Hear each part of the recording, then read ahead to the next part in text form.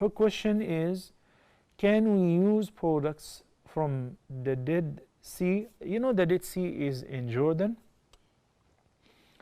and there are some statements that they claim that the Red Sea is the area in which Allah destroyed the people of Sodom, the people of Lut, the people who were homosexual at the time of Prophet Lut alayhi salam. You know the story of Prophet Lut, and trying to ban his people from this disgraceful act, and when they refused, Allah subhanahu wa ta'ala sent Jibreel alayhi salam, and how he destroyed them, the whole village of Sodomy. So they said, this is the place of the village, and the water there is not a good environment for any living creature or any living organisms, and that's why it's called al-bahrun mayyit, or the Dead Sea, because there are no living organisms in it. So this is an assumption. Have we known for sure it is the same place, then it would be prohibited to go there, to swim there, or to benefit from anything from this water. But we do not build any ruling on assumptions.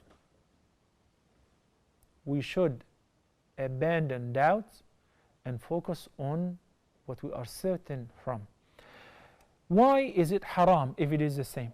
في الصحيحين عن ابن عمر رضي الله عنهما, that the people traveled with the Prophet sallallahu alaihi wasallam during the Battle of Tabuk in Asham. We were traveling from Medina to Asham. Battle of Tabuk took place on the 9th year after the Hijrah, and it was the last battle that the Prophet sallallahu alaihi wasallam attended. It was such a long journey, and on the way they passed by the homes and destroyed area of the people of Prophet Salih. Who are the people of Prophet Salih? Thamud, Qawm Salih. And what is their story in brief?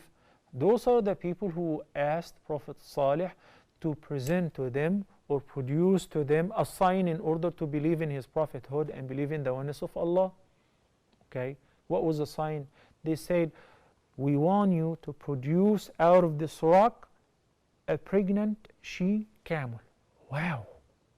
How did they come up with this idea? They thought they will enable Prophet Salih, and they will embarrass him. So he said, and you will believe? He said, yes. They said, yes, we will believe in you and follow you. Same like what happened with Prophet Muhammad sallallahu alaihi wasallam when the Meccan said, split the moon, and he split it, and they still did not believe.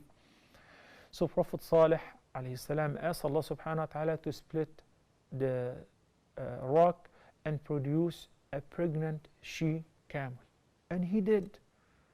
Okay, what happened? There was a water well which the she-camel used to drink from, and one for the people of Thamud. So what happened? That when they killed the she-camel, they did not believe though. Rather, they killed the she-camel and they tried to kill Salih alayhi salam, so Allah subhanahu wa ta'ala destroyed them. And the remnants or the remains are still there. So in the peninsula, when a Nabi sallallahu alayhi wa sallam passed by their homes, it was his habit to lower his head and cry. He said, when you pass by the homes of the disbelievers and those who have been destroyed by Allah, you should cry, and you should pass by quickly. Cry. Oh my God. What about those who stand and pose and take pictures next to the Pharaoh and pictures next to they call it the God of the sun and the God of love and the God, and they're not embarrassed to say, this is the God of, yes. If you fly Egypt Air and you open the magazine and you realize that they have a symbol called Horus, and in recognition of Horus, what is Horus? They say Horus is the God of whatever. Can you imagine? So you are hanging in between the heaven and earth of Allah, which belongs to Allah, and you are seeking His mercy. And the funny part is when you enter the plains, you find a mushaf hanging against the wall. These traditions actually are called hypnotics. Hypnotics because they make people think as long as you're hanging the mushaf against the wall, or as long as you keep the Quran in your glove compartment, or as long as your wife is wearing the microscopic Quran in her necklace, you're cool. alhamdulillah, you are a religious man. Not at all. Not at all. The Quran was revealed to take people out of darkness into light. Not at all, I mean not necessarily true. Okay? Because some people do that along with being religiously committed, but they don't know what is right and what's wrong. They're common people, which is okay until they learn. But what I mean is, back to the subject, when you pass by the homes of those who have been destroyed, their homes have been destroyed, demolished by Allah subhanahu wa ta'ala, you pass by quickly and you should cry, because look at the power of Allah subhanahu wa ta'ala, what He did to such people for their criminal activities, for their disbelief, for their heinous acts. Not to go and celebrate there and commemorate the remembrance, subhanallah.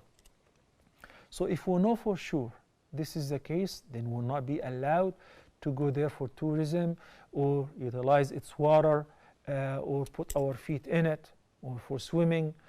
This is one thing. And Nabi sallallahu alayhi wa sallam said, and the hadith which I was just quoting earlier, was resting, and he found that people have fetched water already from the water well, and they baked some bread.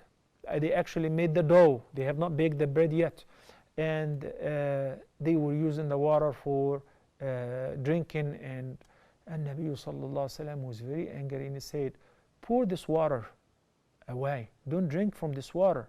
This is the water of people who have been destroyed and punished by Allah. As far as the dough, feed it to the camels. Don't eat from it. Then he stated what we should do when we pass by the homes of al-mu'azzabin, those who have been tortured or punished by Allah subhanahu wa ta'ala.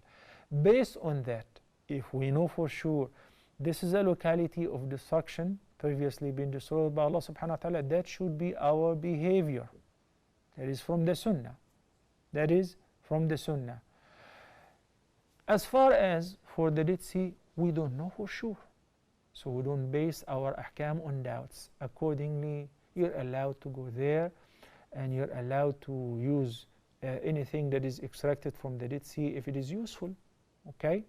Barakallahu feekum.